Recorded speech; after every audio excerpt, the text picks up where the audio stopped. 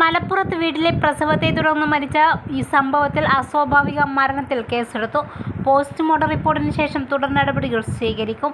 പെരുമ്പാവൂർ സ്വദേശി അസ്മയുടെ പ്രസവം കഴിഞ്ഞ് രക്തസ്രാവമുണ്ടായിട്ടും ആശുപത്രിയിൽ കൊണ്ടുപോയിട്ടില്ലെന്ന് അസ്മയുടെ കുടുംബം ആരോപിച്ചു. മരണത്തിൽ പരാതിയുണ്ടെന്നും കുടുംബം പറഞ്ഞു. കഴിഞ്ഞ ദിവസം ഭർത്താവ് സിറാജുദ്ദീൻ മൃതദേഹം മലപ്പുറത്ത് നിന്നും അസ്മയുടെ സ്വദേശമായ പെരുമ്പാവൂരിലെ വീട്ടിലേക്ക് കൊണ്ടുവന്നെങ്കിലും തർക്കത്തെ തുടർന്ന് താലൂക്ക് ആശുപത്രിയിലേക്ക് മാറ്റി. ഇൻക്വസ്റ്റ് നടപടികൾ പൂർത്തീകരിച്ച് ഇന്ന് കളമശ്ശേരി മെഡിക്കൽ കോളേജിലേക്ക് കൊണ്ടുപോകും. പോസ്റ്റ്മോർട്ടത്തിന് ശേഷം അസ്മയുടെ മൃതദേഹം ബന്ധുക്കൾക്ക് വിട്ടുനൽകും.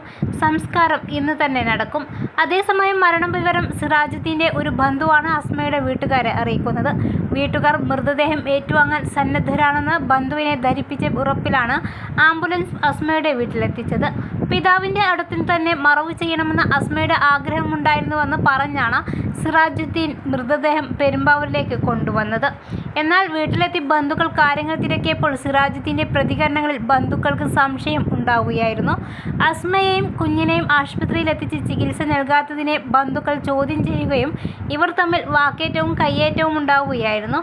പരിക്കേറ്റവരെ ആശുപത്രിയിൽ പ്രവേശിപ്പിച്ചു.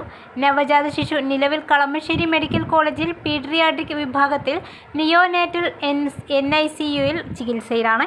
നവജാത ശിശുവിൻ്റെ ദേഹത്ത് പ്രസവ സമയത്തുള്ള രക്തം പോലും തുടച്ചു കളയാതെയാണ് ഇയാൾ മലപ്പുറത്ത് നിന്നും പെരുമ്പാവൂർ വരെ കുഞ്ഞിനെ എത്തിച്ചതെന്നും കുടുംബം പറയുന്നു. പായയിൽ പൊതിഞ്ഞാണ് അസ്മയുടെ മൃതദേഹം ആംബുലൻസിലെത്തിച്ചതെന്നും കുടുംബം ആരോപിക്കുന്നു. അസ്മയുടെ 5ാമത്തെ പ്രസവത്തിലാണ് മരണം സംഭവിച്ചത്. നേരത്തെയും ഇത്തരത്തിൽ വീട്ടിൽ പ്രസവം നടത്തിയിരുന്നു. ആദ്യ 2 പ്രസവം ആശുപത്രിയിൽ വെച്ചായിരുന്നു നടത്തിയത്. എന്നാൽ അതിനുശേഷം സിറാജുദ്ദീൻ അക്യുപഞ്ചർ പഠിക്കുകയും പ്രസവം വീട്ടിൽ നടത്തുകയുമായിരുന്നു.